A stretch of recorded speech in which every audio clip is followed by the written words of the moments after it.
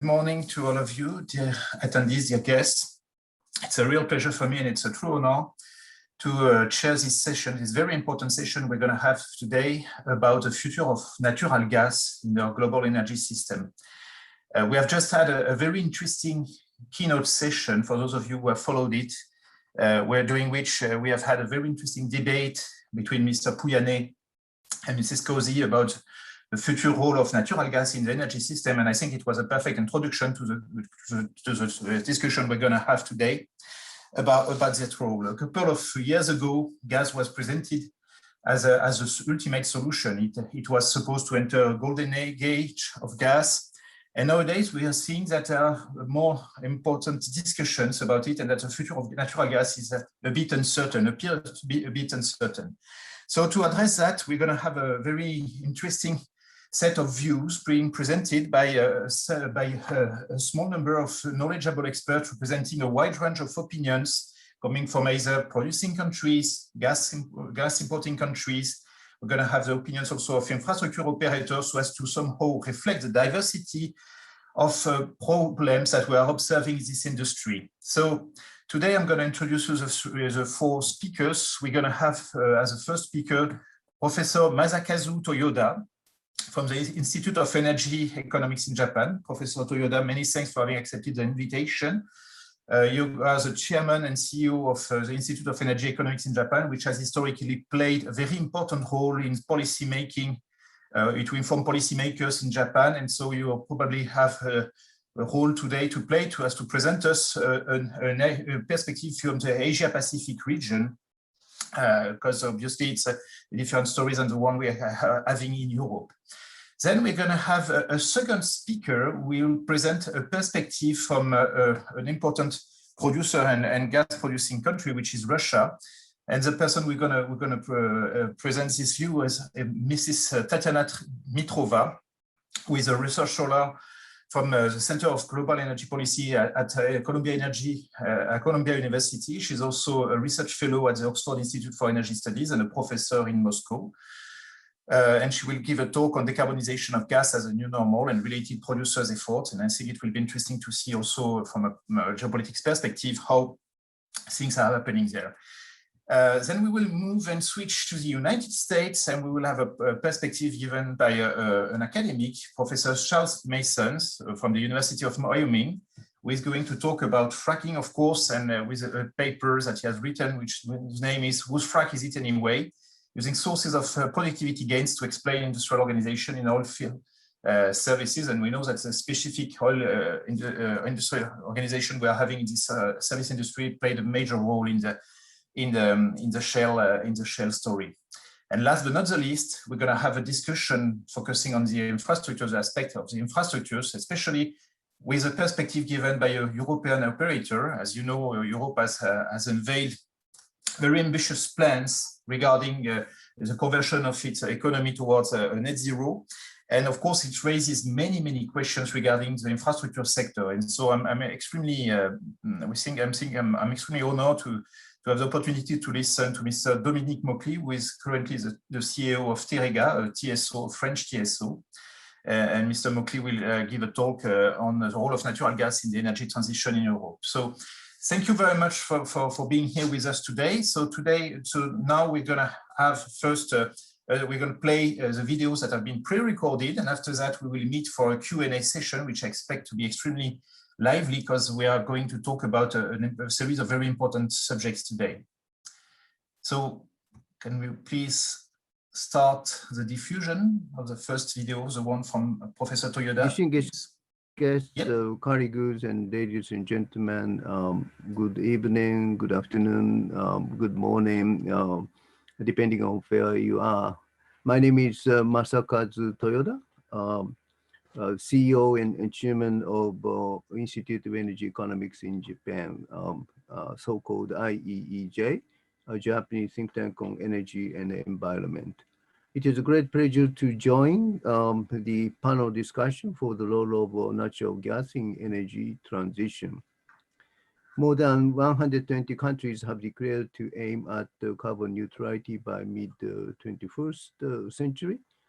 First sort of role natural gas can play is one of the key questions we need to think. I hope that today's discussion can help us share the common understanding on the important role of gas. What I'm going to explain is four issues after we look at the current landscape of efforts to tackle climate change by major economies. And then, number one, natural gas is regarded to be a transitional fuel. Number two, natural gas would be an internal fuel if zero carbon hydrogen ammonia could be produced from gas at affordable cost.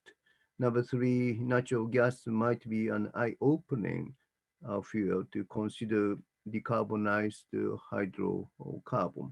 Number four, finally, I will explain a possible energy mix by 2050 with the circular carbon economy in Japan. This rather messy table is shown showing the GHG reduction targets of major countries toward 2060. Now more than 120 countries and regions declared to aim at carbon neutrality toward mid-century. They are major European countries, UK, France, Germany, EU as a whole, and China, and South Korea. Japan is no exception, and the Biden administration of the United States has also announced in one way or another. If you look at the column under the budget, you could find huge expenditure committed for infrastructure improvement and R&D. This is a budget. Some countries, such as the EU and the US, characterize those expenditures as clean or green recovery exercise from the adverse impact of COVID-19. Many countries announced more substantial or deeper GHG reduction targets, so-called NDC, National Determined Contribution for 2030, in response to Paris Agreement at the Climate Summit in April. The US, 50% reduction deepened from 26 or 28%. EU deepened up 50%, 55% reduction from 45%. Japan is directing further at 46% reduction from 26%. Since the base years from which we would count how much GHG reduction is made are different, it might be interesting to compare objectively the targeted carbon intensity at the very right column, this one here.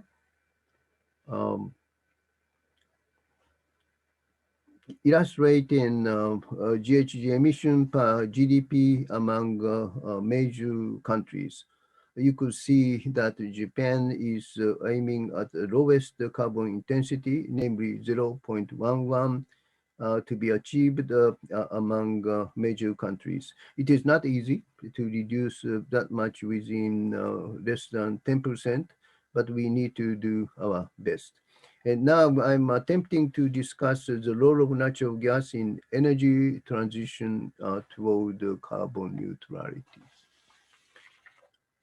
This is the current primary energy mix of Japan toward 2030, which was made in 2015 with 26% reduction of GHG compared with the level in 2013.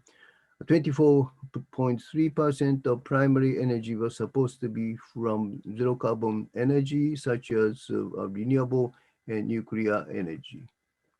Here.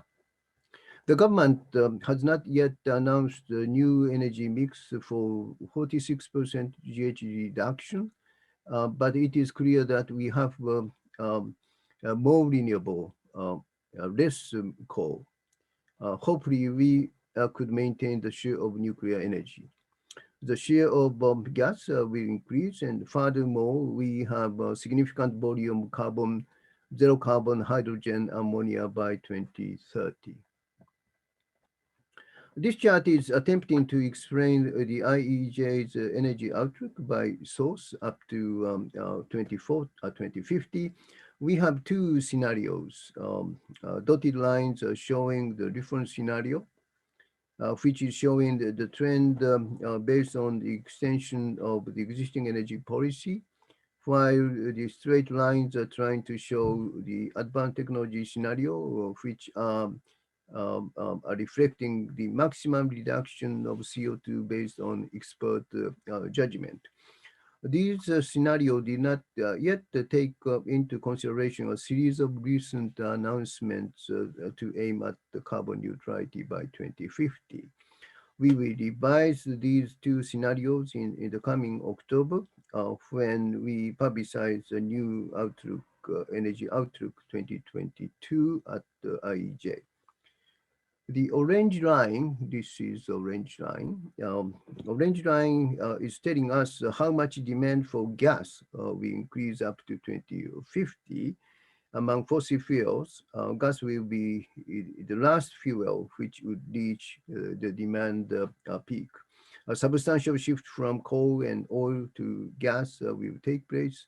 The oil peak, blue line, will be taking place much earlier when EV prevails as being discussed. Nevertheless, the gas will be characterized to be a transitional fuel. This is because we cannot use even gas anymore when carbon neutrality is being targeted by 2050.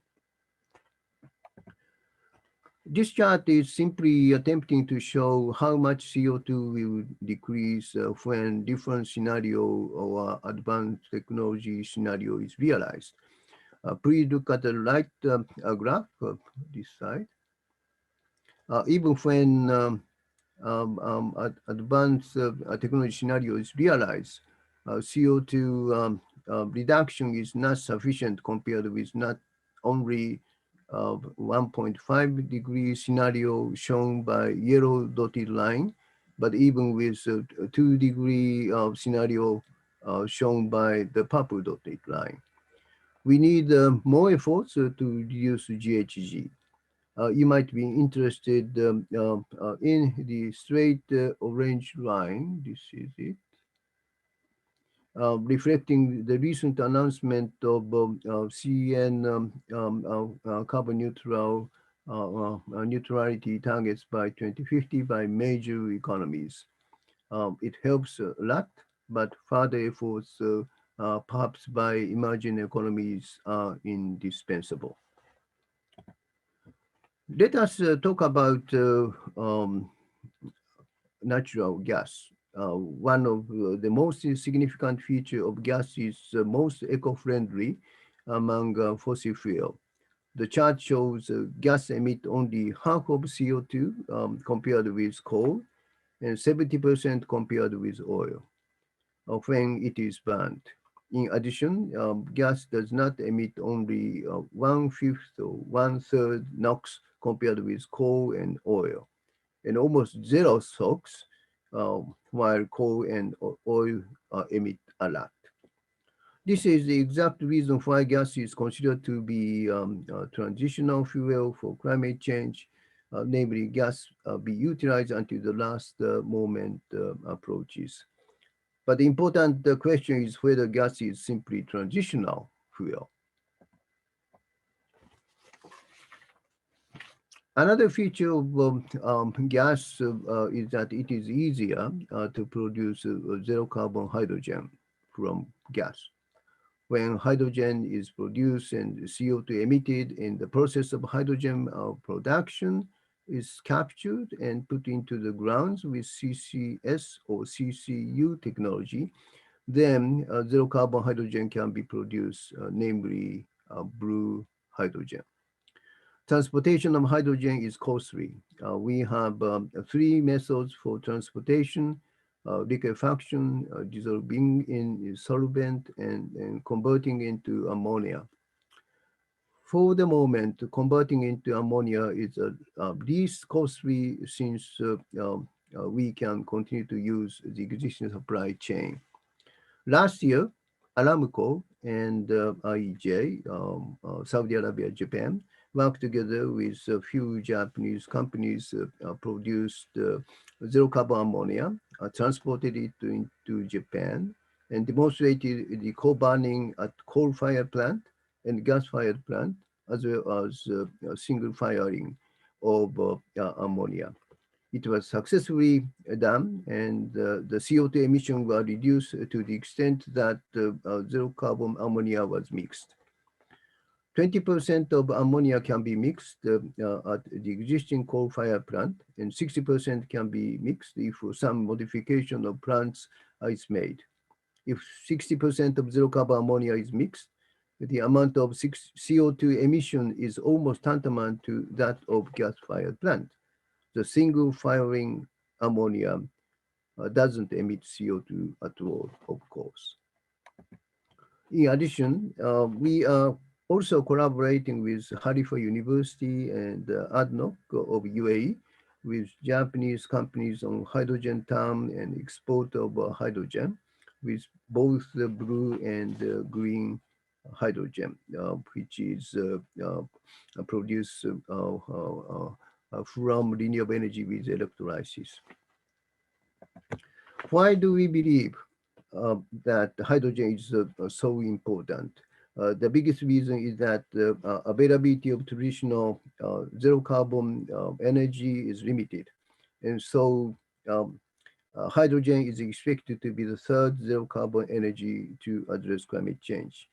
Furthermore, hydrogen can be produced from various resources such as fossil fuel, not only gas, but oil and coal, renewable energy with electrolysis, and even from nuclear and waste. So the market can be huge. When hydrogen is produced from fossil fuel, further economic development of fossil fuel-rich economies, including Middle East, can be expected, even when carbon neutral energy system prevails. Here are challenges for clean, blue, or green hydrogen. The biggest challenge is the high cost of production at this moment. This chart is telling us the distribution of hydrogen production costs by source and by region with CCS or without CCS. For the moment, blue hydrogen with CCS is cheaper than green hydrogen. Hydrogen can be produced even from coal and oil. We need to develop technology and secure a sufficient size of market to reduce the production cost of green hydrogen. Therefore, if hydrogen can be produced at affordable cost from gas at least, gas can continue to be an important energy during the era of carbon neutrality. I hope that you understand now why I am trying to say that gas can be eternal energy rather than transitional fuel. Here is an interesting concept of circular carbon economy, CCE. This is what the Saudi Arabia government advocated at G20 last year. And IEEJ participated in making research paper on this circular carbon economy at T20, meaning think tank 20. The concept is saying that we don't increase GHG in the atmosphere, but we circulate GHG by reducing, reusing, recycling, and removing. Reduce means that we reduce CO2 by using renewable energy or nuclear energy, and it is also including the co-burning zero carbon ammonia at coal or gas-fired plant. Reuse means that we let plants absorb CO2 to grow. Recycle means that we capture CO2 and we use CO2 as resources through chemical conversion, methanation, synthetic fuel could be examples. And also, concrete curing could be an interesting example. Remove is technology such as CCS or direct air capture, so-called DAC. This table is showing many examples for our technology. Although I don't intend to explain today, one highlight is that concrete curing can be even negative carbon technology. This is concrete curing. A lot of international collaboration on hydrogen going on, at least with Japan. Japanese companies are promoting the export of hydrogen from gas in a form of a solvent dissolution with the Brunei company. The export of hydrogen from brown coal in a form of liquefaction with an Australian company.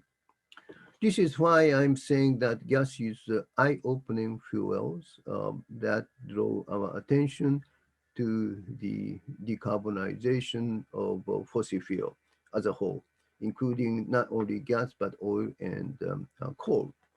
For energy transition, fossil fuels are not our enemy, but CO2 emissions our enemy.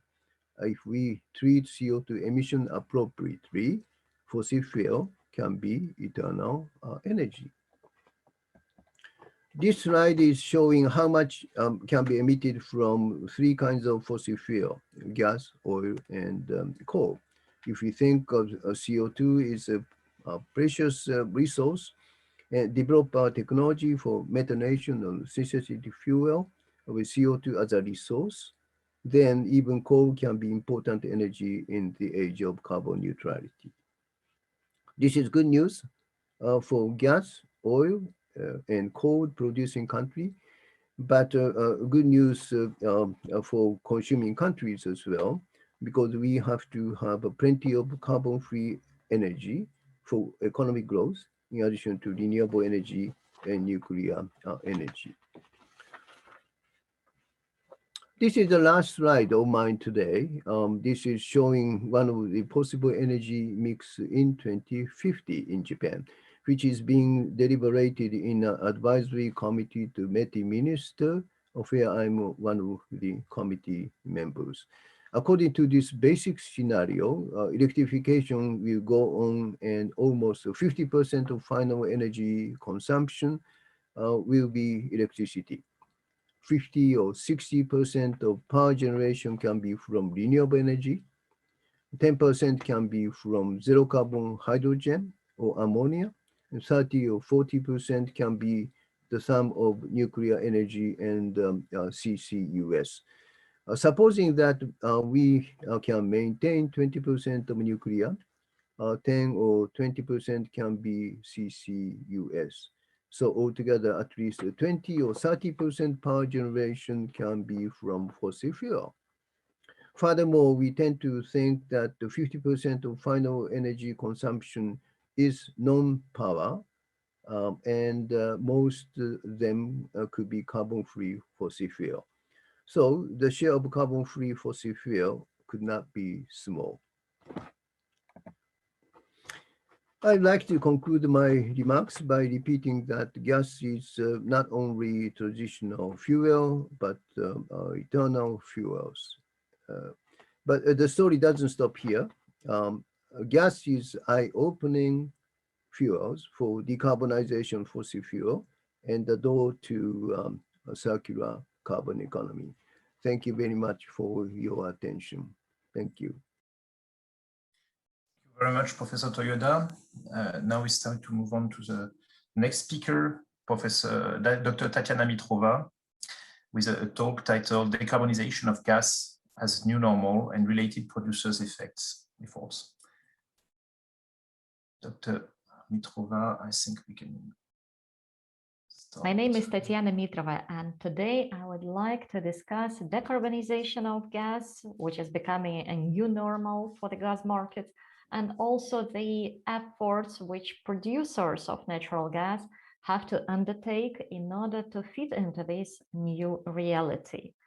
And first of all, I would like to raise the issue of the new state of thought in the international gas markets. We see really very profound changes, but I'm afraid we cannot so far assess how deep they are. Both the supply-demand balance, or better to say misbalance, and COVID-19 and the whole story of the energy transition is changing many components of the natural gas markets, which were frankly quite stable for the previous decades. But now we see really profound shifts on the demand side, with raising interfield competition, with questions concerning the future role of gas in the energy transition, and all the discussion about how to decarbonize gas. There is also raising awareness and discussion concerning centralized energy supplies versus distributed, decentralized energy, which is also a factor which can affect the future need for gas. There are also some issues on the supply side: ability of the producers to invest, lack of new FIDs, change of the attitude of the investors who are financing all these projects, and of course, companies' ability to invest. Previous year was pretty painful for many oil and gas companies, and they had to cut their investments. And we see also increasingly changes in the supply chains, which is quite a new factor, mainly driven by COVID-19. Prices are changing. We are probably entering the next price cycle. Are we? Nobody knows for sure. And of course, there are really fundamental shifts occurring on the stakeholder side, in the institutional framework, with the whole regulation and market design. So there is definitely raising a role of states, of the national regulators, settling the new rules on decarbonization, new climate goals, new certification requirements, new disclosure requirements. There is industrial consolidation. There is still all these ongoing discussion concerning the future role of IOCs versus NOCs. And of course, lots of new questions concerning global governance and international trade. You saw all these trade wars and disputes. I'm afraid it's a new part of our landscape. Contracts are in the heart of natural gas industry. Long-term contracts, short-term contracts, pricing. I would expect many changes on this end as well.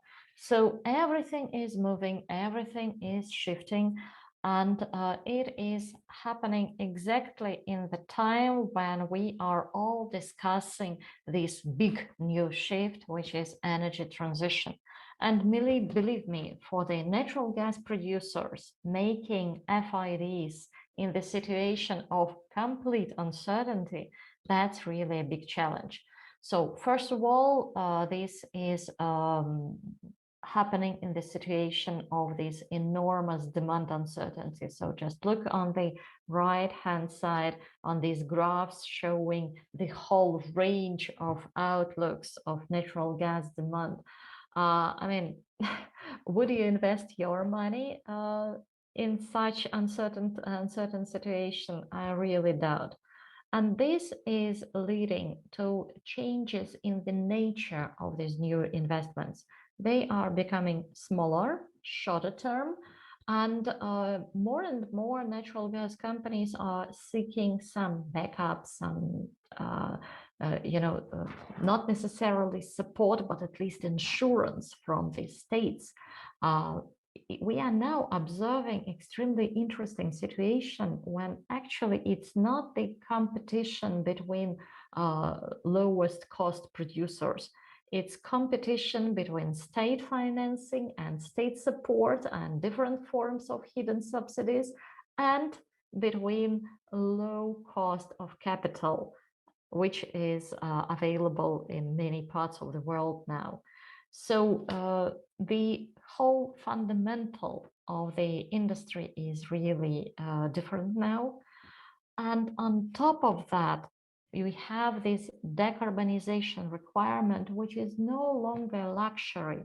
It is becoming the must for natural gas companies.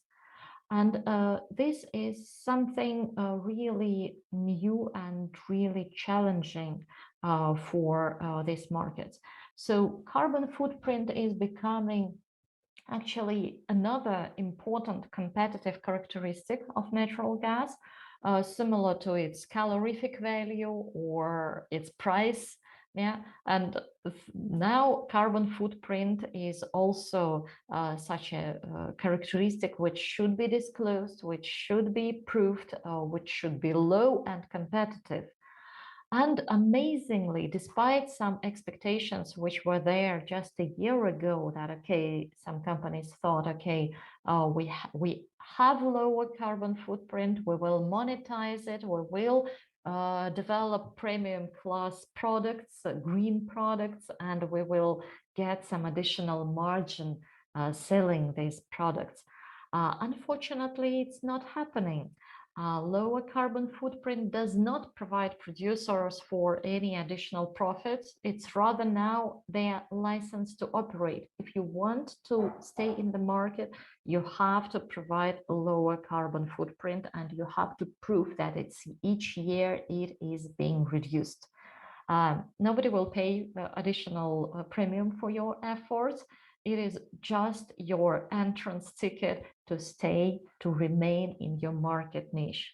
So right now, in this whole uncertainty, which I was describing in the previous slides, producers, in addition to upstream and midstream costs that they anyway have to handle, they have also increasingly to invest in greenhouse gas emissions reductions without any immediate remuneration, just to protect their market niche.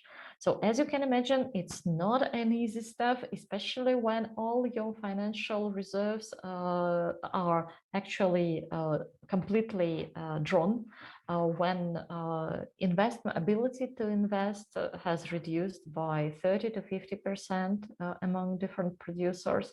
And when actually it's not very clear what exactly should the companies do first in order to decarbonize. Many of them are now discussing most expensive and most challenging technologies such as CCUS, hydrogen, and all this stuff with deep decarbonization. These technologies are still in quite early development stage, very costly. The products I'm talking about, hydrogen, ammonia, and so on, they are not commoditized. There is no global market. There is no transparent pricing. There is no understanding how to contract them. But this is the future that nobody wants to miss.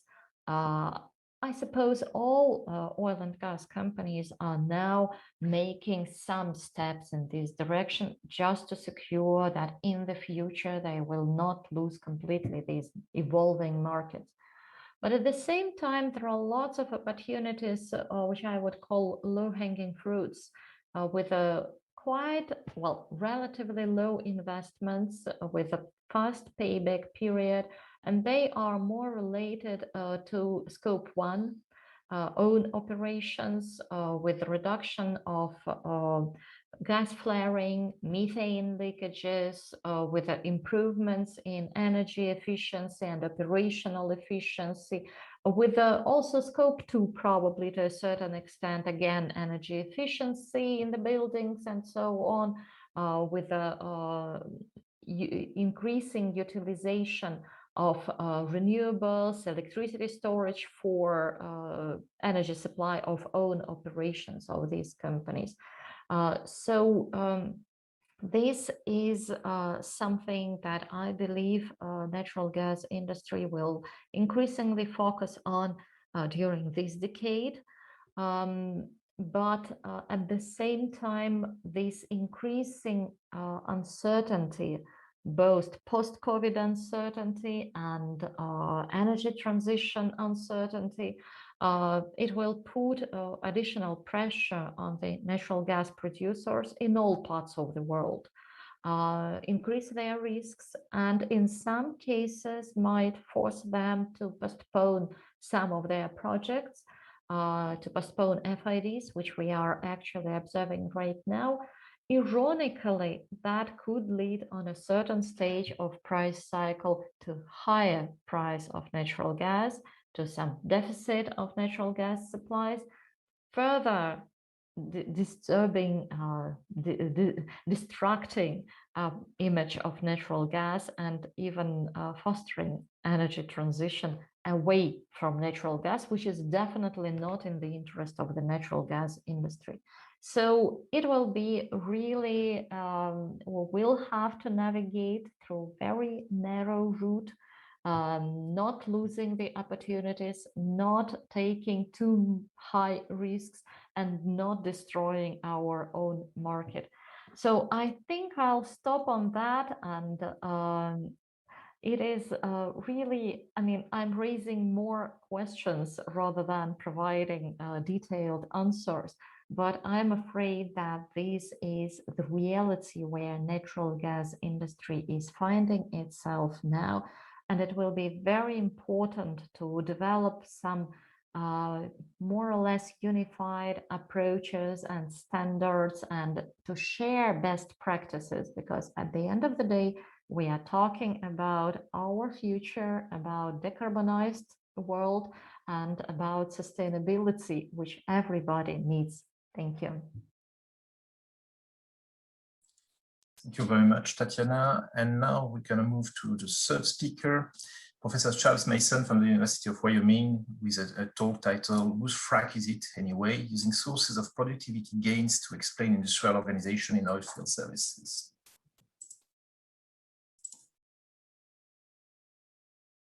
Hello, I'm Charles Mason. I'm the H.A. True Chair in Petroleum and Natural Gas Economics, University of Wyoming.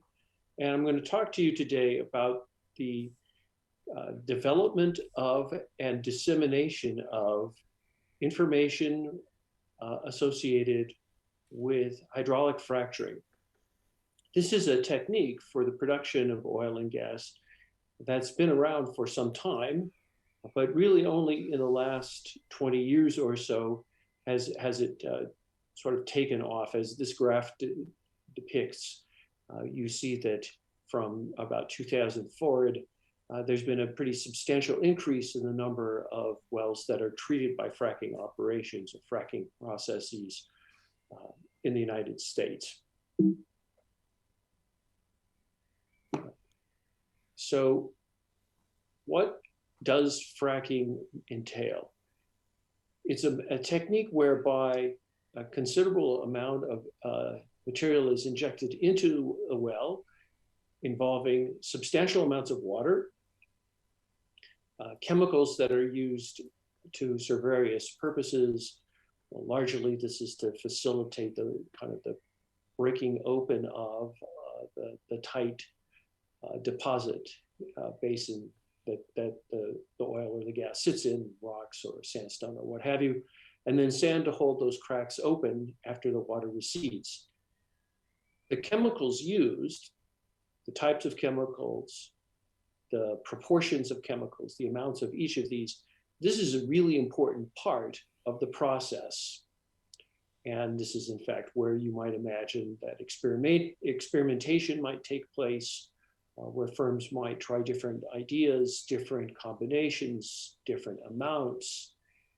And this exploring, this, excuse me, this experimentation, this is really the source of innovation in fracking operations. So the development of these recipes is the kind of the focus of these innovative efforts.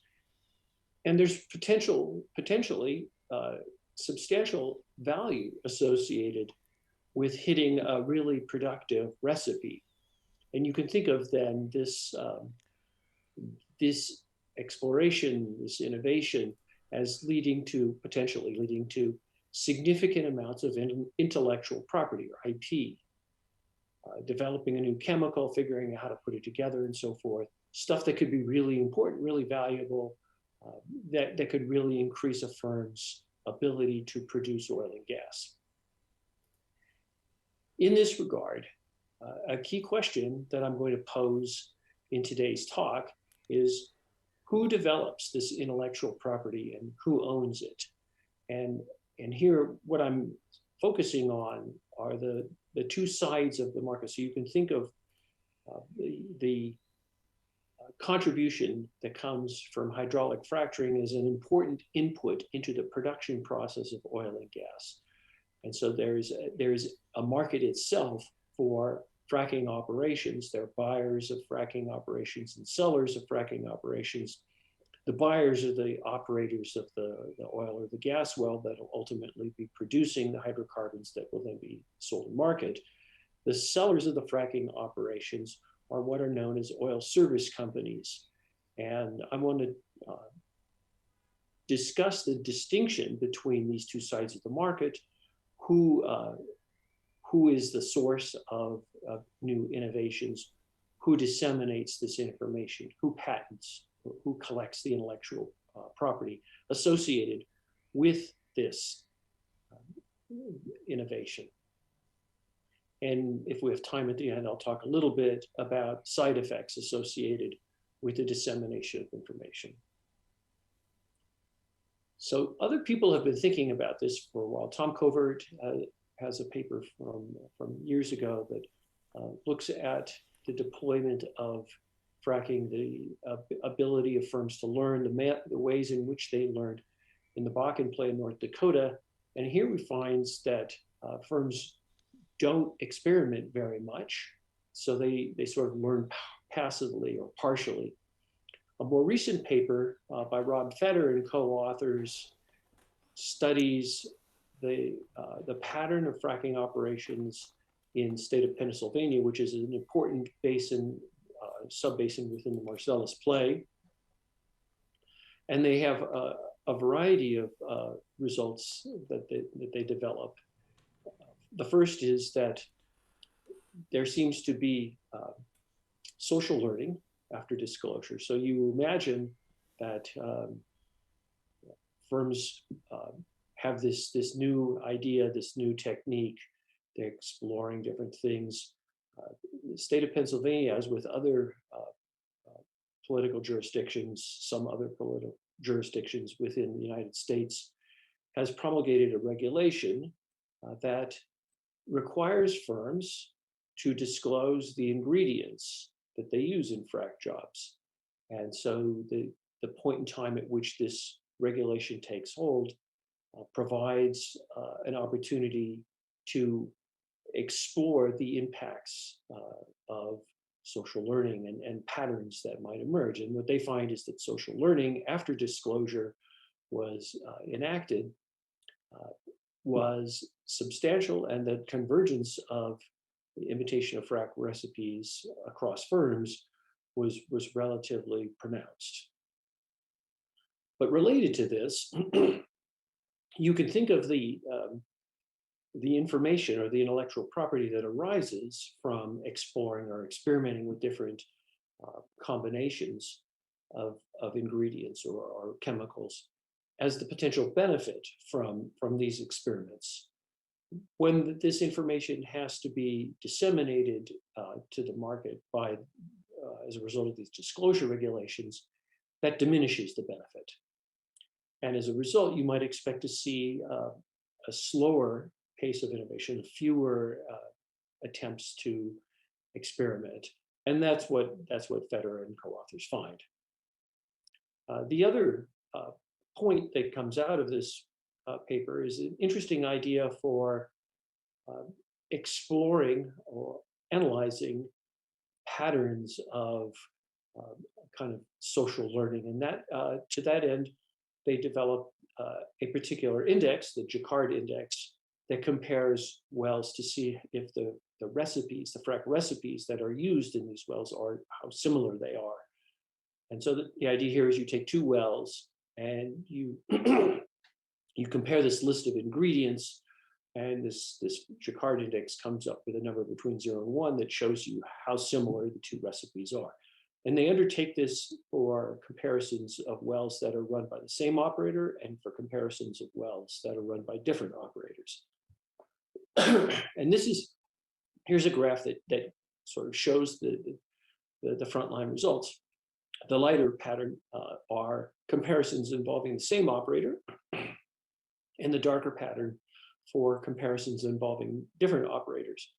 What you might expect if information was being closely held by firms would be pretty substantial differences in these patterns, where wells that are being run by the same operator tended to be more similar, and wells that were run by different operators tended to be more different. And there's a little bit of that, that there's a spike around 1 for patterns by the same operator, and a small spike near 0 for different operators. But the striking result is that there are substantial ranges where these two plots are quite similar, suggesting this convergence idea that I mentioned a moment ago. Now, the thing about Pennsylvania is that it's a fairly diffuse market. There are lots of operators, there's lots of service companies, and so a question that might arise in this regard is how general or generalizable are these results?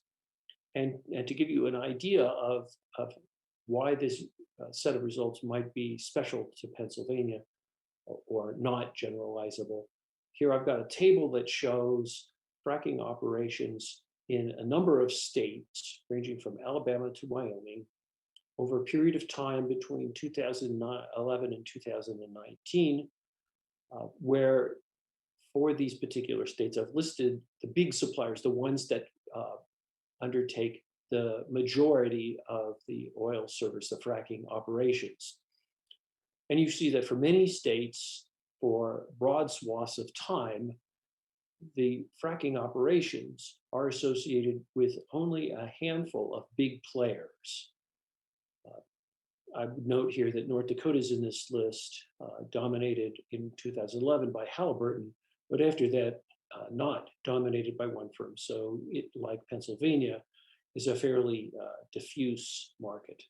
And aside from, or in addition to the observation that there are a number of places where the market, this geographic market, seems to be dominated by a small number of players, you'll note that there's a handful of names that show up repeatedly: Halliburton, Schlumberger, Baker Hughes. These are the 3 largest firms in the oil service sector. And I'm going to pay special attention to those 3 firms in the conversation that follows. The next bit of information that I want to offer up here is a comparison between Pennsylvania and Wyoming of this Jacquard index. So here I've got a depiction of the Jacquard index for fracking operations in the important production basin where tight gas is found at Sublette County in Wyoming. And you can see that there are a substantial number of well comparisons that are quite similar, but also a very substantial number of well comparisons that are different, and nothing in the middle. So this is in stark contrast to what we saw in Pennsylvania, suggesting that geography may matter in different places, different basins might have different phenomena, and so that suggests that there may be something more broad-based that's worth exploring.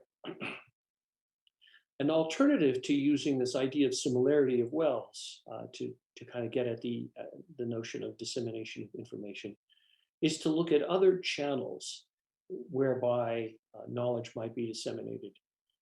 The first of these that I'm going to look at is scholarly publications.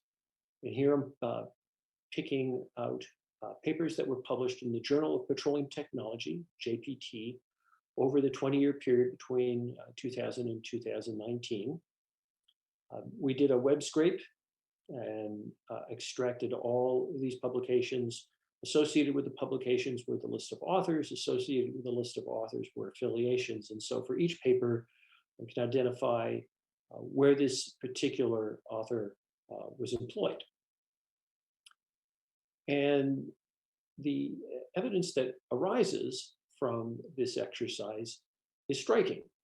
So here I'm showing you the number of articles over this 20-year period of time that were associated with individuals who worked for oil service companies. That's the solid line with triangles.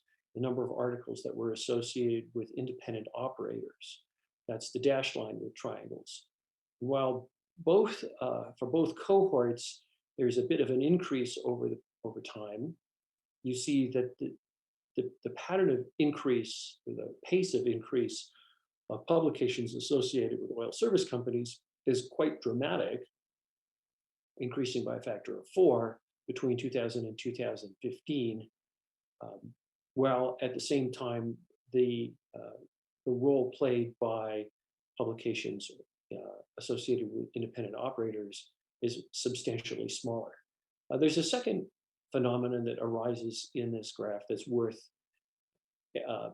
further discussion, and that is that this pattern crests in 2015, whereupon the number of papers published by folks associated with oil service companies falls off quite dramatically, and this is worth some consideration. I'm going to talk about that a bit in the next few slides. The second line of inquiry is to think about the way that we might measure innovative activity through patents. And this graph here shows a comparison of the number of scholarly publications in the Journal of Petroleum Technology, as illustrated in the preceding slide, which is the solid line, compared to the number of patents that were granted, the dashed line. And the intriguing point here is that there's essentially no innovative activity through 2014, after which it increases really quite dramatically, suggesting that perhaps this pattern where patent activity fell off in 2015, where publication activity fell off after 2015, my efforts might have been shifted into patenting behavior. I'm going to drill down a little bit here and compare patenting behavior between the sellers of frac jobs, oil service companies, and the patenting behavior of buyers, independent operators. And in this line, I'm going to distinguish between two subsets of patents, those that have been previously developed and are purchased by somebody. These are called assigned patents, or new patents that are developed, and these are called granted patents. And so there are 4 lines here, 2 lines for service companies, 1 for patents that are granted, 1 for patents that are assigned, 2 lines for independent operators. I'm using weighted numbers because a patent may be associated with multiple individuals, and so we prorate the patent by the number of individuals whose name is on the patent. Weighted number of patents assigned is the solid line with triangles. Weighted number of patents granted is the solid line with squares for service companies. Dashed lines for independent operators. Point number 1 is that independent operators really don't seem to be associated with any patenting activity whatsoever. Service companies, on the other hand, seem to be buying patents up to about 2014, after which they get really interested in developing patents, and that becomes, at least broadly speaking, as important as the acquisition from others. If we drill down a little bit on the service side of the market and think about the difference between the biggest firms, the top 3 service companies that I articulated a minute ago, Baker Hughes, Halliburton, Schlumberger, and the others, this graph compares behavior between top 3 and other companies for both publications and for patents granted.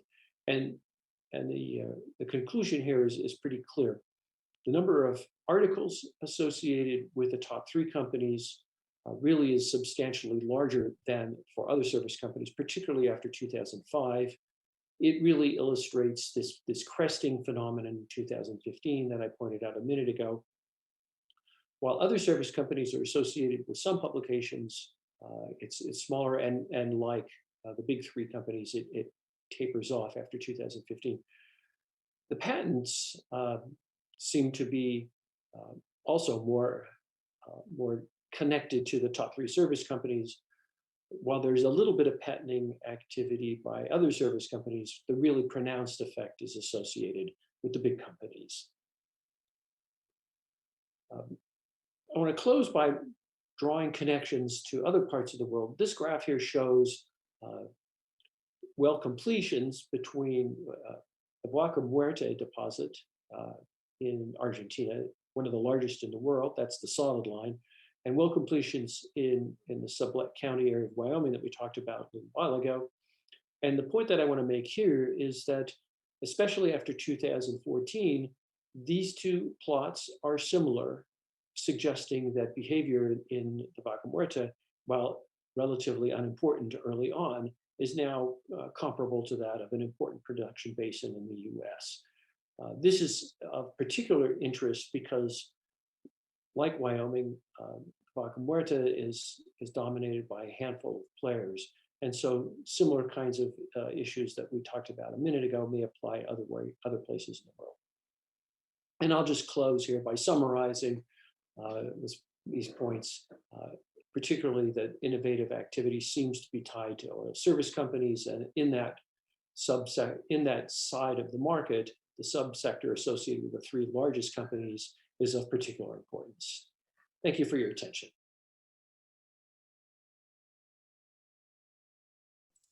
Thank you very much, Charles. It's now time to move on to the next speaker. The next speaker will be Dominique with a talk title, The Role of Gas in the Energy Transition in Europe. Dr. Mokli, floor is yours. So good afternoon, everybody, and thank you very much for letting me speak about the gas market and the gas in the energy transition in Europe. Gas will evolve everywhere in the world, but I think the European market is very specific, and I will try to highlight the specificities of this market in the future. First, let me introduce rapidly what is Terega and why I'm here to speak about gas. In fact, Terega is a transportation and operator of storage in France. We are mainly focusing on the south part of France, southwest part of France, linking France and Spain. So we are a local player, we are a national player, but we are also an European player with 5,000 kilometers of pipelines and 25% of the storage capacity of gas in France. When it comes now to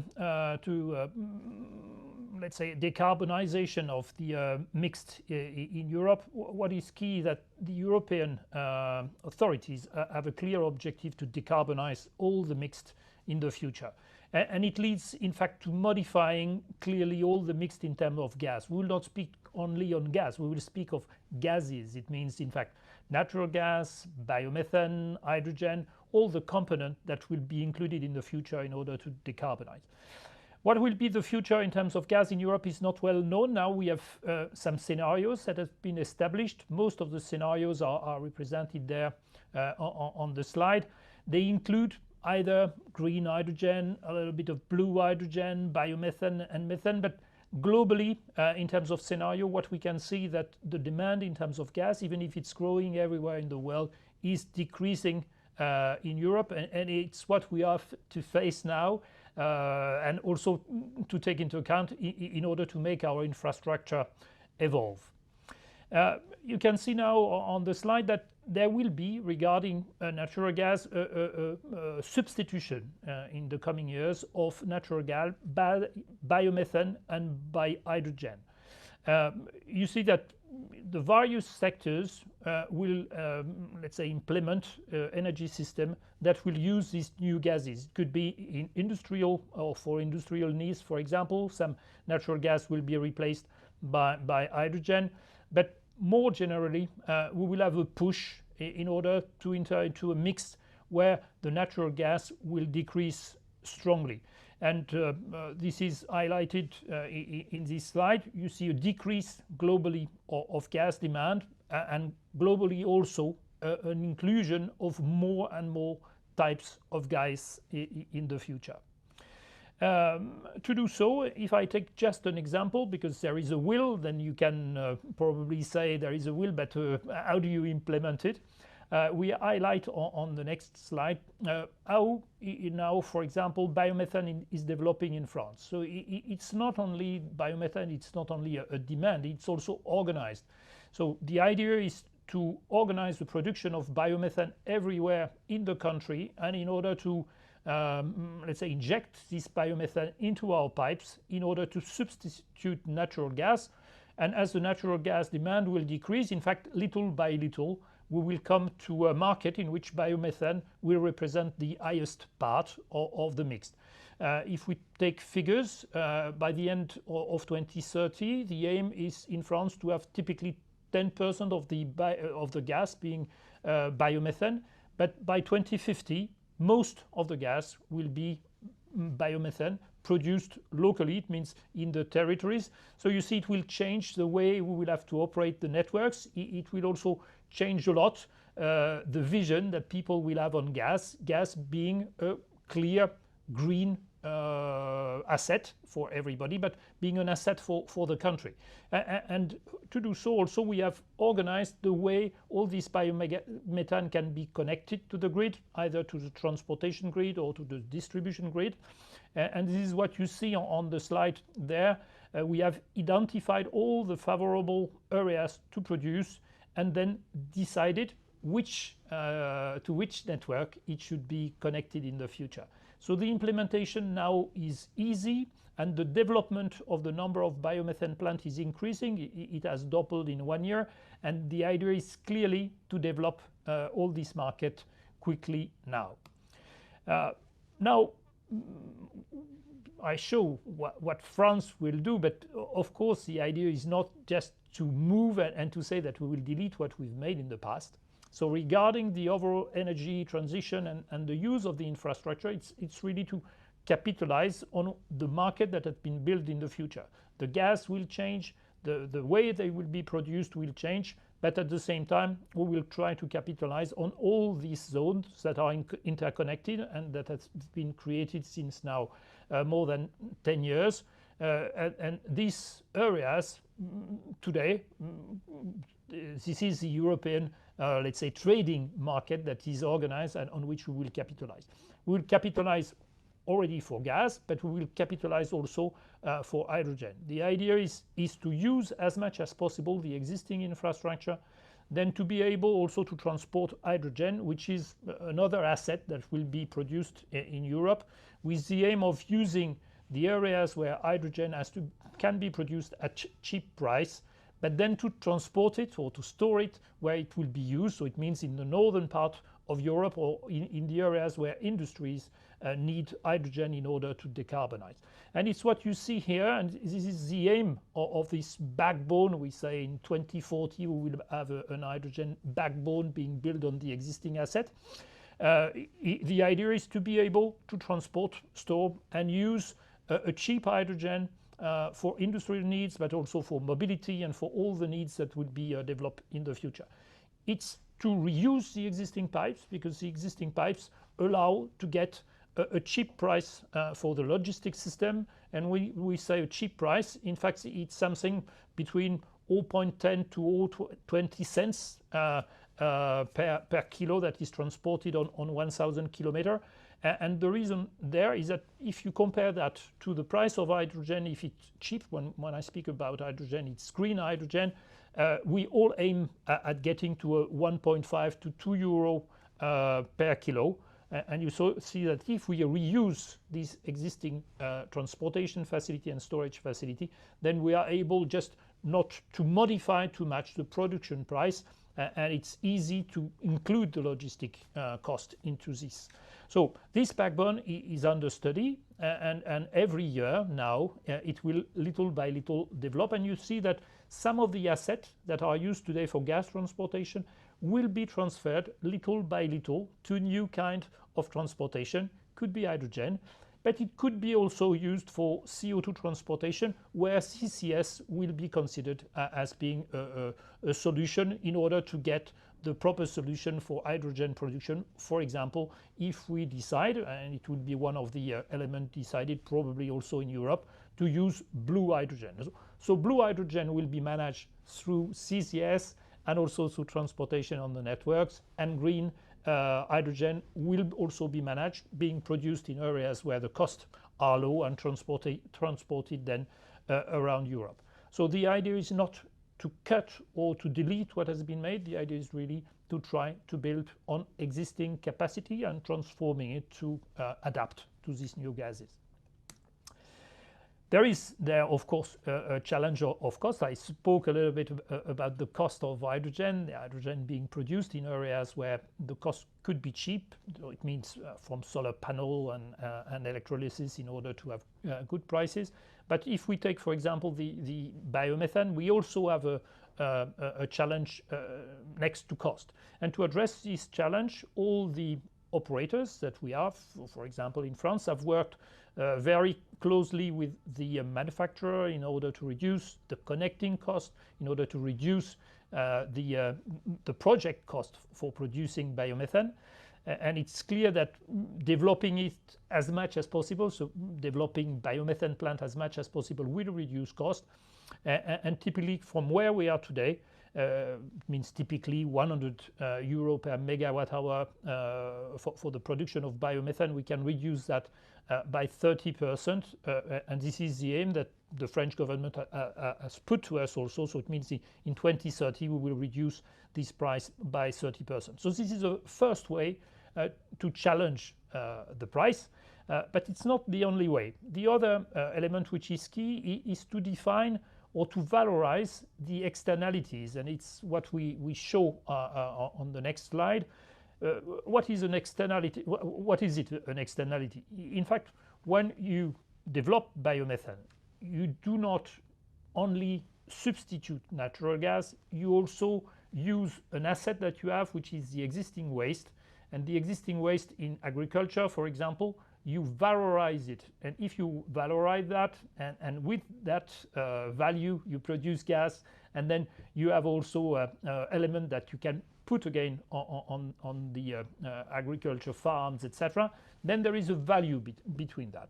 So we have conducted a study that led us to say that externalities, so it means value created from changing from natural gas to biomethane, gives an added value which is estimated between 40 euro to 70 euro per megawatt hour. So it means that in fact the real cost of biomethane, it's not only the production cost, it's the production cost decreased by the externalities that we can amount typically to 40 euros.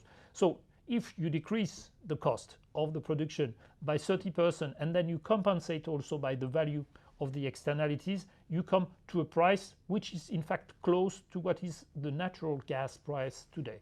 So we are not proposing a solution which is completely different from what exists today. It's more local, okay, it's produced locally, but in terms of cost, it can achieve the type of target that preserve the competitiveness of industries and of the usage of gas typically.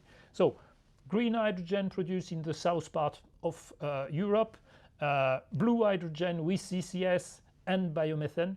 We are there a sort of package of potential gases that will be used in the future in a kind of prices and cost production which are close to what exists today if we consider all the elements that needs to be taken into account in this field.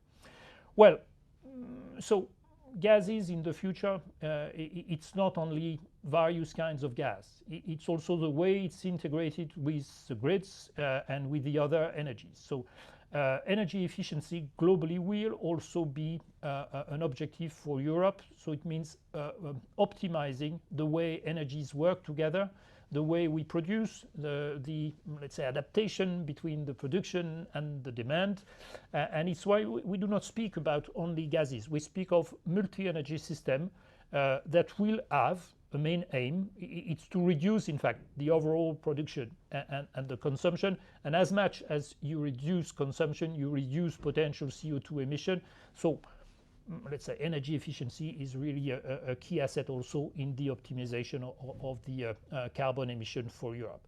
But you see that it will also imply less demand in terms of gas, but more connections, and all these connections will be will have to be managed through digital. So energy transition, digitalization, all these kind of gases, but also the connection with electricity, because in fact electricity and hydrogen have to speak together, and we will have electricity in the future being produced directly from hydrogen. All this system will have to work together with usage that will be multiple. It will be, as I said, for energy production. It will be also for domestic usage. It will be for mobility. And the demand will be adapted and managed through digital system in order to mitigate and also to decrease as much as possible the CO2 emission. So this is in terms of conclusion what I wanted to say, that probably Europe is a different kind of market for gases than the other one that we see today, because probably Europe is a little bit more mature in terms of development of local production for those gases. So it means hydrogen, but it means also biomethane, and complementarity between renewable and gases.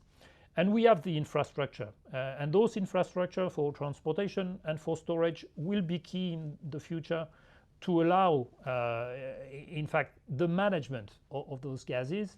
And it's a real asset, as you know, that storage, in order to maintain the electricity production, but also the heat production, but also the industrial needs, will be key.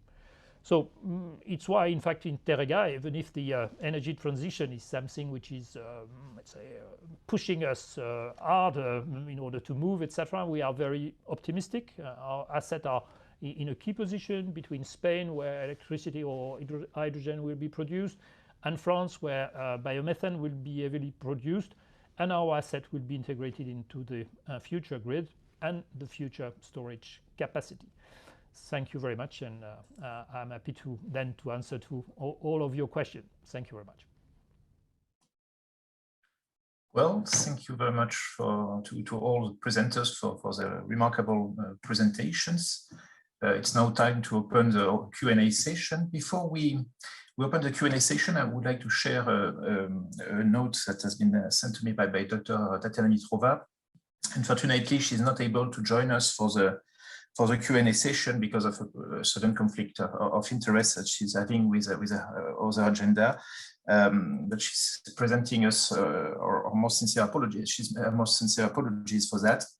It's a bit unfortunate, as I found that that talk rightly pointed the difficulties, uncertainties, the multiple uncertainties that are currently facing the natural gas scene, and more broadly, the gas scene as a whole.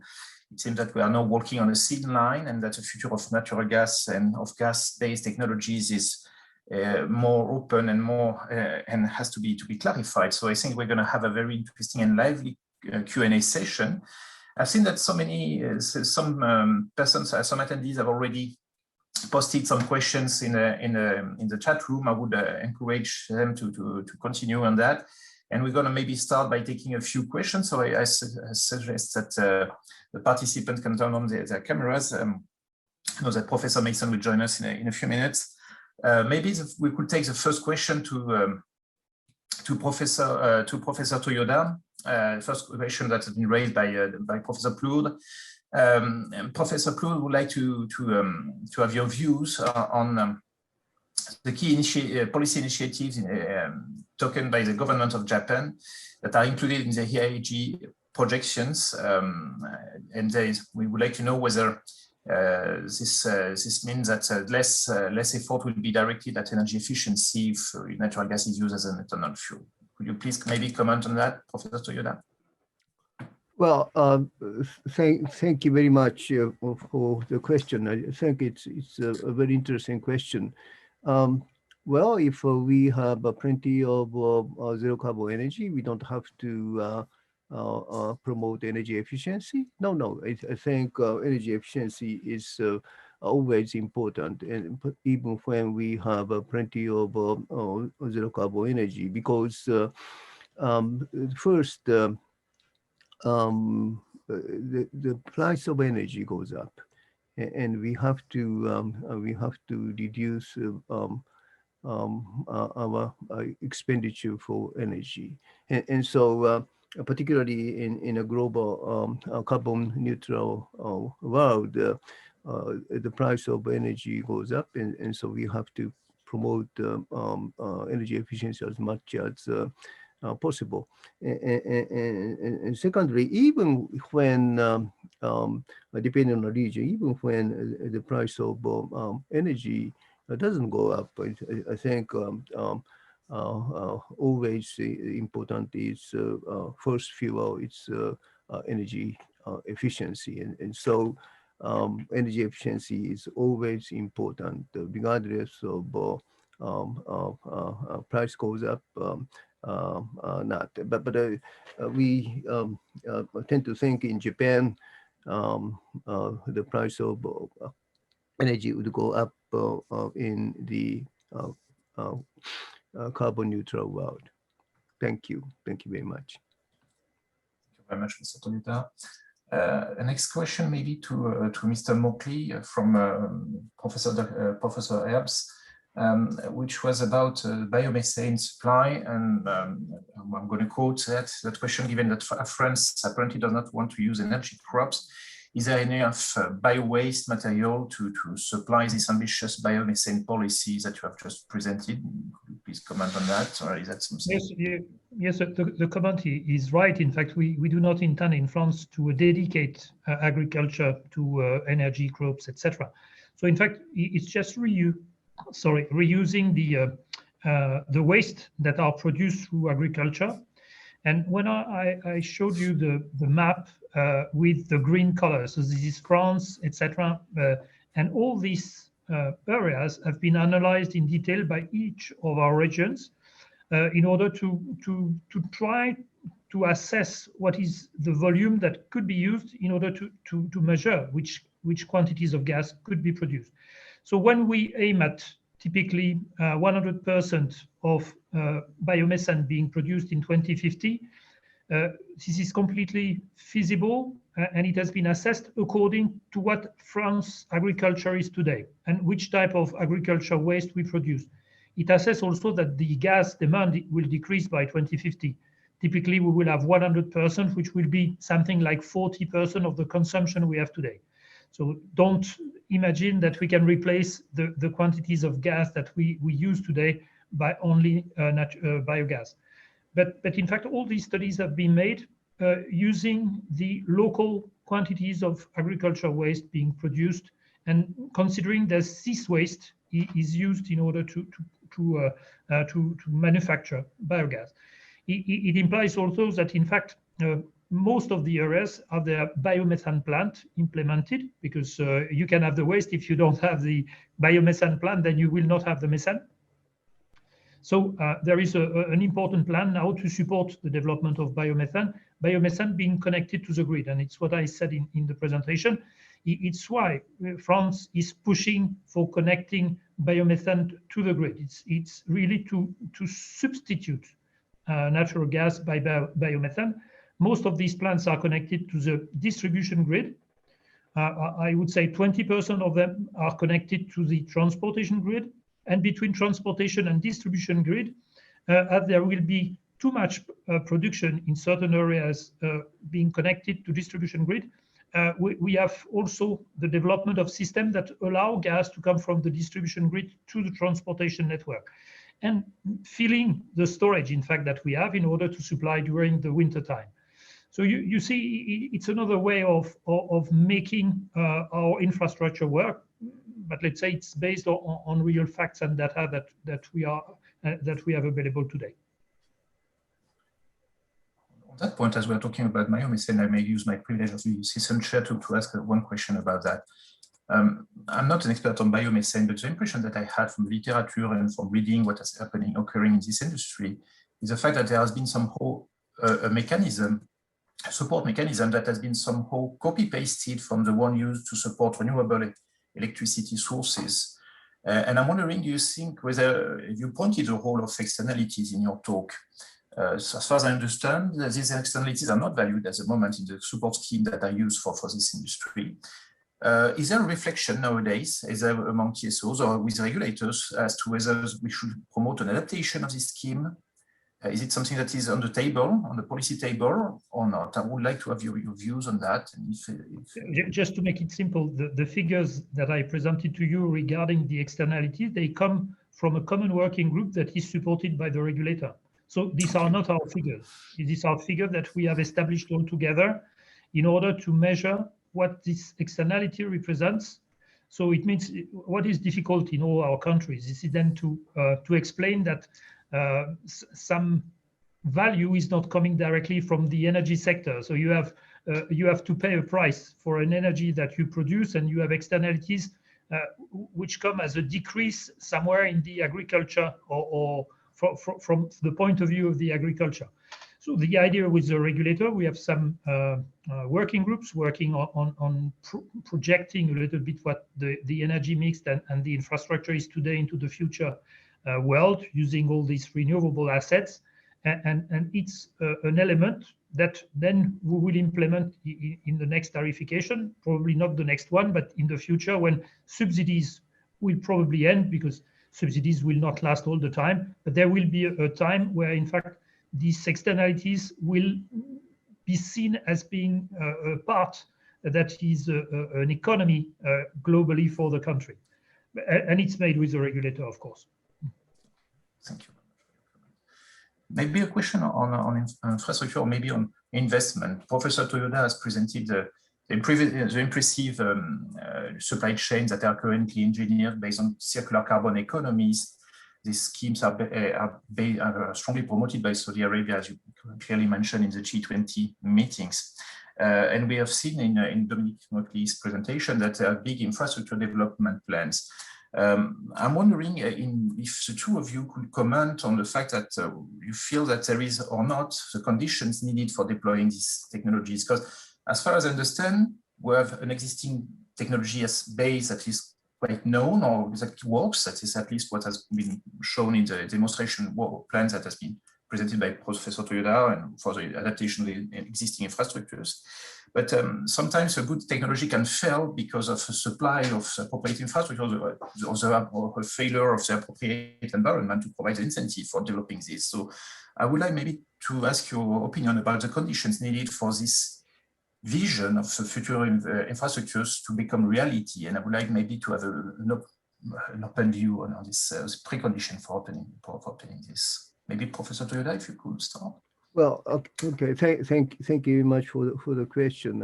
I think well, I was very much interested in Mr. Mockley's presentation. In Europe, you have a lot of biogas, fuel, etc., etc. But unfortunately, in Asia, we do not have a lot of biofuel. Even if we have, it's not cheap. And so we tend to think that fossil fuel can be decarbonized, but still it's clearly more expensive than non-decarbonized fossil fuel. And so the challenge is how to reduce the cost. R&D, yes, as Massol-san, as you pointed out, the technology is already there. Making ammonia from fossil fuel, already technology is there, but we have to add CCS technology there. CCS technology is already available, but the cost is added. And so the question is, or the challenge is how to reduce the cost. And so first R&D, and secondly, we have to expand the market among consuming countries, and then scalable economy, the cost may down. But still, the challenge is the cost. But perhaps, I view it is cheaper than biofuel. It is cheaper than green hydrogen in Asia. Unfortunately, in Asia, in many parts of Southern Asia, we do not have wind power too much, unlike Europe. And so we tend to think blue hydrogen could be much cheaper, relatively, Thank you. Yes, if I may just add to what has been said. First, I strongly believe that there will be different solutions in various parts of the world. So carbon-free economy will be developed with what is available or what is not available locally. So, of course, Asia is not Europe. If we can produce biomethane in France, it's because we have plenty of agriculture, and the condition under which we do it, it's easily operable. So you can use the waste and recover the waste and then produce biomethane.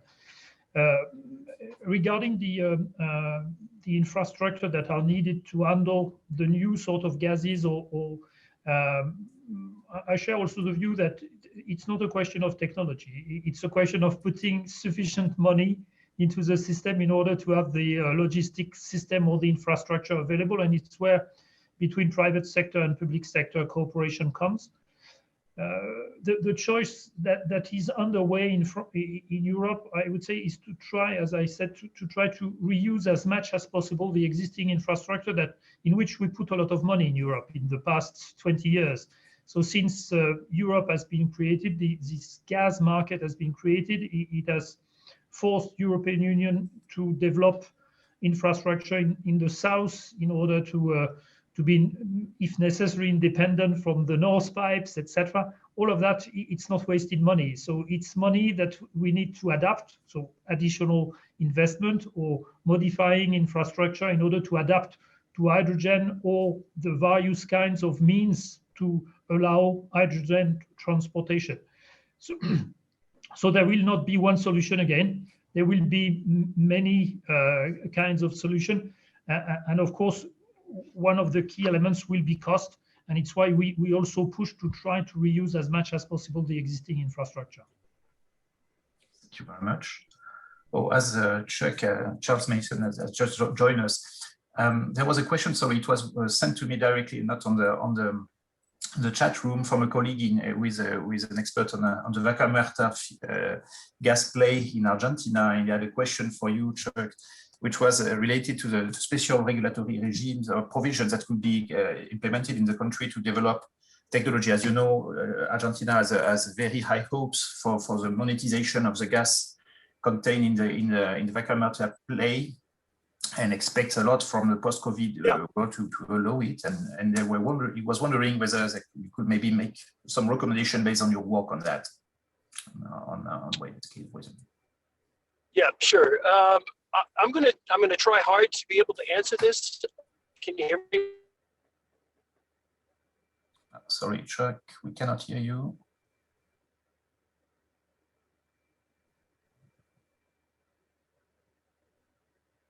Chuck, can you hear us?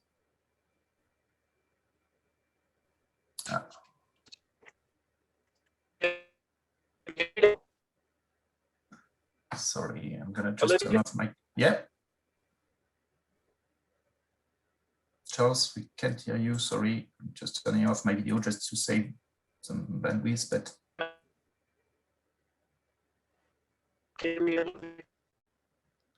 Oh, the connection is terrible.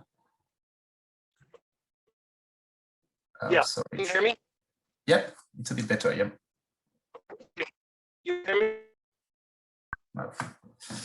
No, sorry, it was it will not be possible. So maybe if we have a chance, we will have an opportunity to discuss the case of Argentina. I will put you in contact with my esteemed Argentinian colleagues to discuss about it. So as we have just a few seconds before the session closes, maybe I would like to ask you, each of you, to make a final statement about this session. Maybe if you have a few insights that you would like to share, Professor Toyoda, you may start. Would you like to start? Yes, thank you very much. Well, the final word is that we tend to think that nuclear, renewable energy is important, nuclear is important, but at the same time, decarbonized hydrocarbon is also important. Without decarbonized hydrocarbon, we cannot realize carbon neutral world. That's just what we are thinking. Thank you very much. Thank you very much. Mr. Mocklin? Yes, I just wanted to come back to your introduction and the introduction of Mr. Toyoda. In fact, gas is an energy. Is an energy in the transition. It's necessary. It should be decarbonized. It should also use as much as possible circular economy when possible. But clearly, it's an energy that is necessary next to the others. Thank you very much. Check, we cannot hear you. So, but I will maybe add a few words, completing work by first thanking you, each of you, for taking the time to prepare this talk and this session today. It's been a pleasure to chair this session. On behalf of also the attendees, I would like to thank you. And also I would like to mention something, which is the fact that initially, as you know, the conference was intended to be organized in physical. This won't be possible for this time, but we are hoping that we will be able to continue the conversation on natural gas or on gas, on the future of gases in plural form by running on opportunities provided by the chair, the economics of natural gas, which I'm privileged to run together with some colleagues, Anna Créti from Dauphine and François Lévesque in particular at Paritech and Caroline Chabalet at School of Economics. And we'll probably organize a conference, an event fully dedicated to the question raised regarding the future of natural gas or future of gases in general in 2022. Okay, thank you very much. And so we'll hope to continue the dialogue on these important technologies. Thank you very much. I wish you all the very best for a pleasant event. And I have to say, I would like to thank you so much for the time you spent with us today. Thank you very much. Thank you.